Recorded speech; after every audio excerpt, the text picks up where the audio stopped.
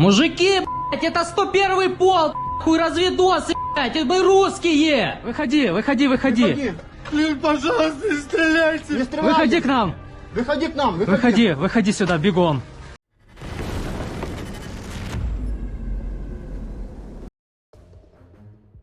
Russian forces' advance into Ukraine has slowed significantly in the past few months, with Moscow seizing just 133 square kilometers in March, the lowest monthly total since June 2024.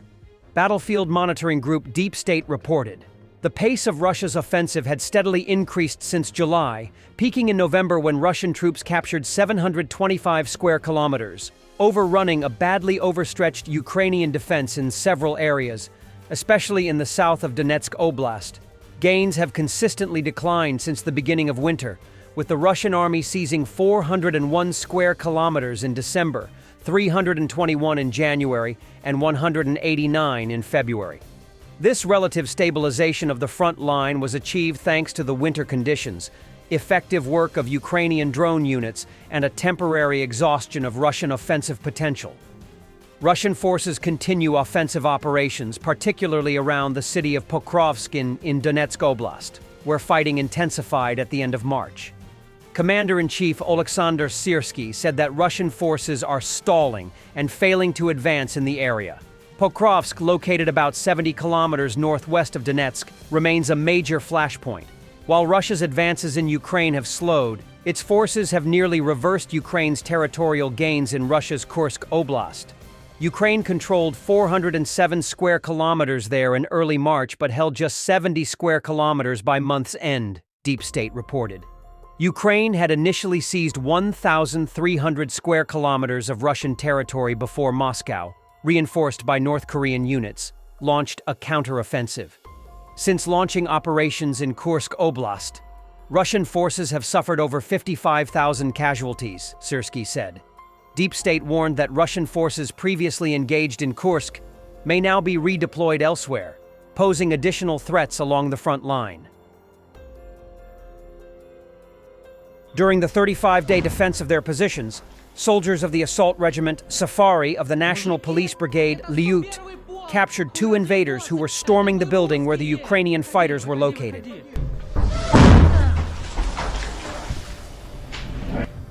Мужики, блядь, это 101-й полк, хуй разведосы, блядь, мы русские! Выходи!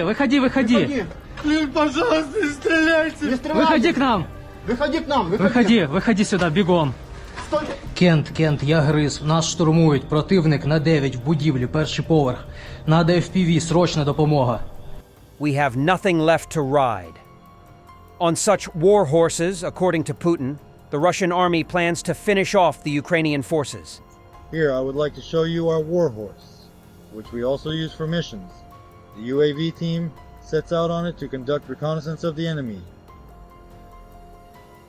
Our equipment is combat ready, with the call sign Alik. And why Alik? Because until you cure its hangover, it won't go. But overall, the vehicle is a beast. We got it, well, you could say it's a trophy. A trophy. We have nothing else to drive. So, we use it. Here, we put it here.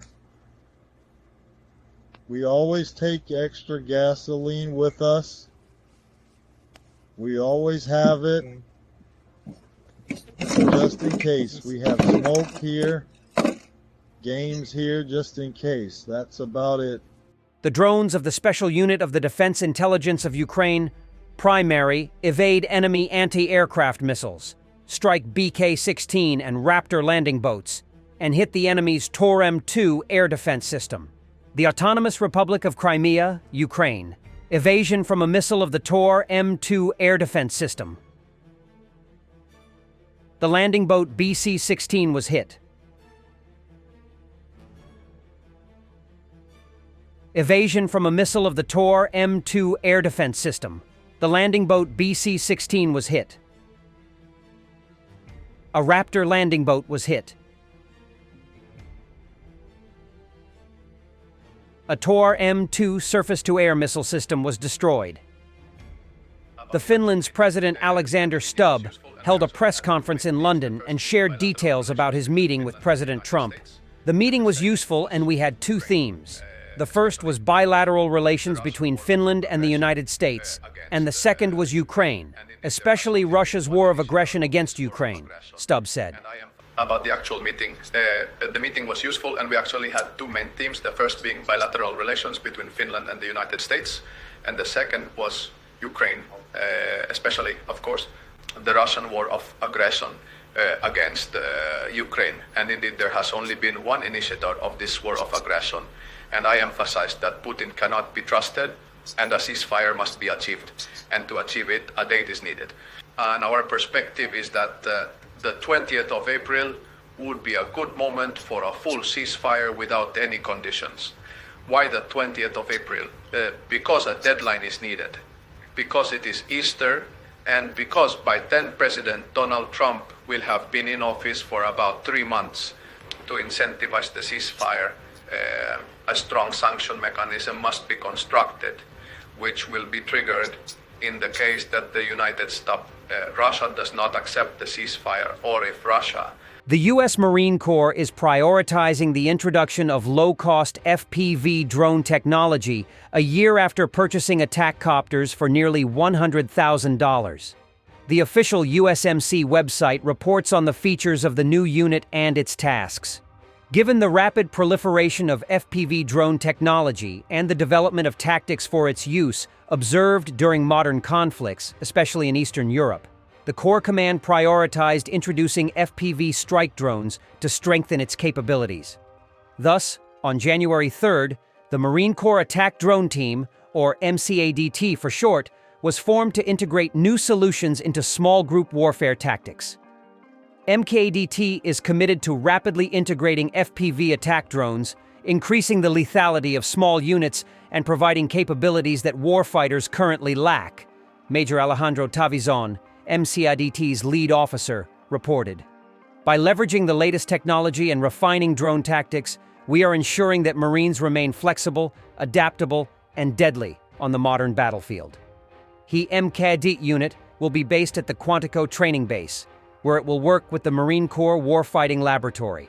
There, it will serve as the Marine Corps' expert on FPV drones and represent the Corps in inter-service, national, and international competitions, integrating new combat experience and adapting Army tactics to the new realities of warfare. Their first competition on July 3rd will be the U.S. National Drone Association Military Championship. Competing against units such as the 75th Ranger Regiment, the MCADT will fly tactical missions using FPV and small unmanned aerial vehicles in realistic scenarios designed to simulate modern combat. The competition will feature elements of various tactics and tasks in which operators will realize the potential of drones and FPVs. The event will explore the experience of using drones with different types of control, including direct control via radio frequency and wired fiber optic channels, as well as autonomous control by artificial intelligence. The introduction of cheap and mass-produced FPV drones as a small tactical group strike weapon is a significant event, as only a year ago, the Ukrainian Defense Ministry began ordering similar Rogue 1 drones at a cost of about $100,000 per unit. The 4.5-kilogram copter-type kamikaze drone has a flight radius of about 10 kilometers and can stay in the air for 30 minutes. Developed by Teledyne FLIR Defense, the system was intended to be an easy-to-use means of delivering precision strikes against static and moving targets such as infantry, unarmored or armored vehicles that could be carried by a soldier along with other equipment.